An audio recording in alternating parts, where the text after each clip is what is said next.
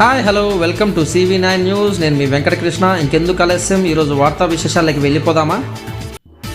ఒంటిమిట్ట బ్రహ్మోత్సవాలకు విస్తృత ఏర్పాట్లు చేస్తున్నామంటున్న TTD JEO Veerabrahmam. మంగళవారం ఆంధ్ర భద్రాద్రిగా విరాజిల్లుతున్న ఒంటిమిట్ట శ్రీ కోదండరామస్వామి దేవాలయంలో జరిగే జీర్ణోద్ధరణ పనులను కళ్యాణ వేదిక ప్రాంగణాన్ని జేఈఓ వీరబ్రహ్మం పరిశీలించారు.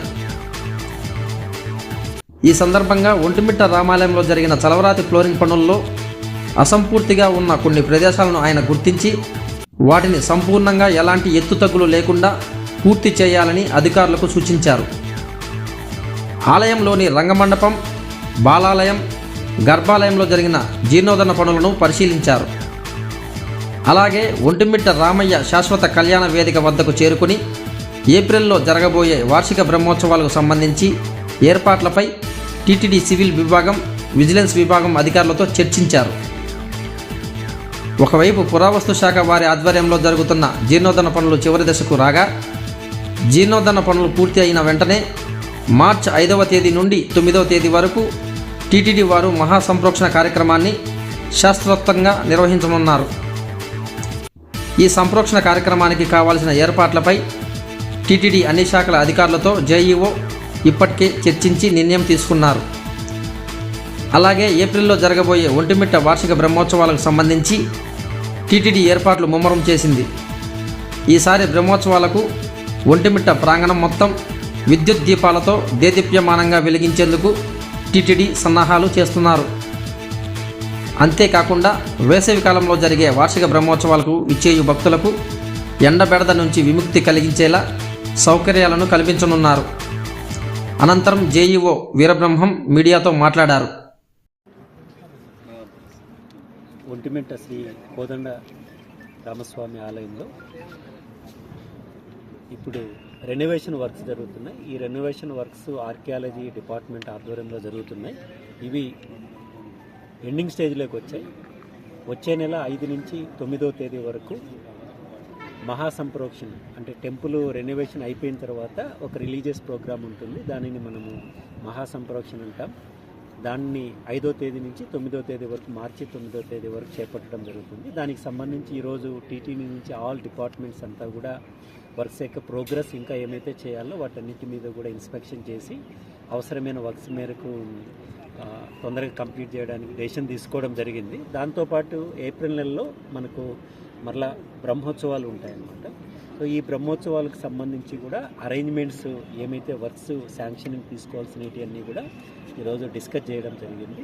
సో మహాసంప్రోక్షణ అయిపోయిన వెంటనే ఈ యొక్క బ్రహ్మోత్సవాలకు సంబంధించి కూడా కంటిన్యూగా ఇప్పటి నుంచి టీటీడీకి సంబంధించిన అన్ని డిపార్ట్మెంట్లు కూడా కోఆర్డినేషన్తో ముందుకెళ్ళడం జరుగుతుంది. దాంతోపాటు ఇక నెక్స్ట్ రాబోయే రోజుల్లో జిల్లా అడ్మినిస్ట్రేషన్తో, డిస్ట్రిక్ట్ అడ్మినిస్ట్రేషన్, కలెక్టర్ గారు, ఎస్పీ గారితో కూడా కోఆర్డినేట్ చేసుకుంటూ వాళ్ళ యొక్క సలహాలు తీసుకునేసి బ్రహ్మోత్సవాలు కూడా ఏర్పాటు చేయడం జరుగుతుంది. ఈసారి బ్రహ్మోత్సవాలు ప్రత్యేకమైన ఏర్పాట్లు ఈసారి బ్రహ్మోత్సవాలకు కూడా ప్రత్యేకంగా ఏర్పాట్ల మీద కూడా దృష్టి పెట్టడం జరుగుతుంది.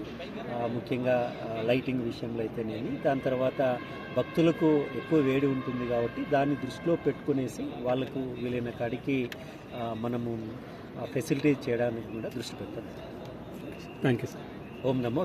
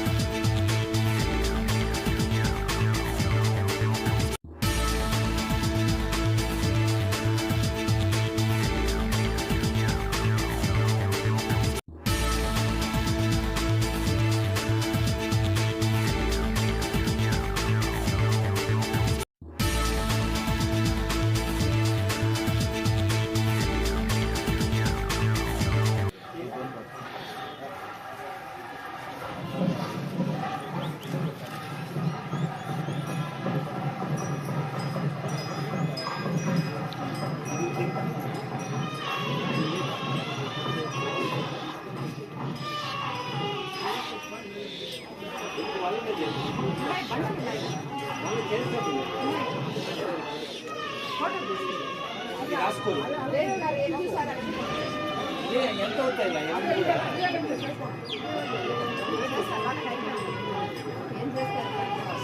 అలా కాదు కదా, ఇప్పుడు ఇది వచ్చేటప్పుడు మొత్తం నీట్గా ఉండాలి. ఆ లాస్ట్లో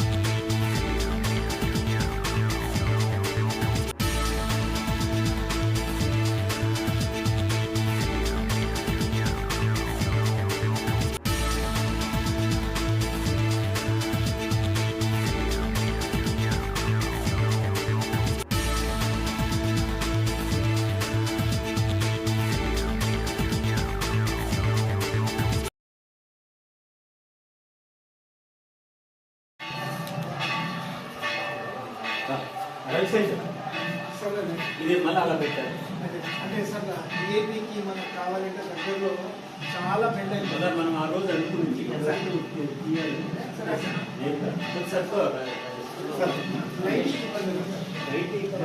మళ్ళీ ఫోకస్ సేమ్ అలాగే చెప్పారు.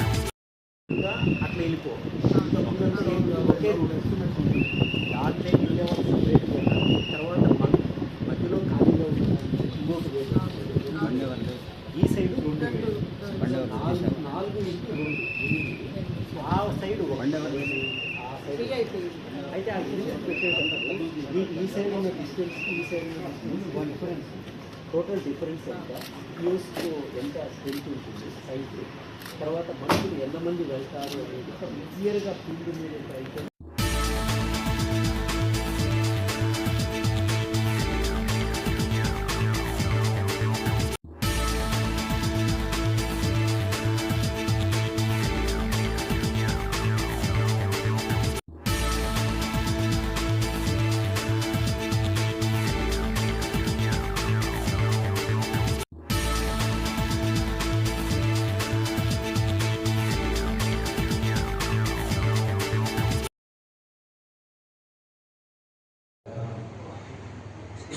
ఎలా ఉంటుంది అంటే ఎక్స్క్లూజివ్గా మన అగైన్ గట్టిగా చూడాల్సి వస్తుంది.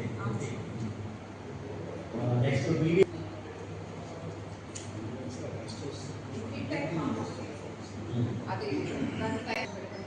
ఓకే యాడ్ చేయండి.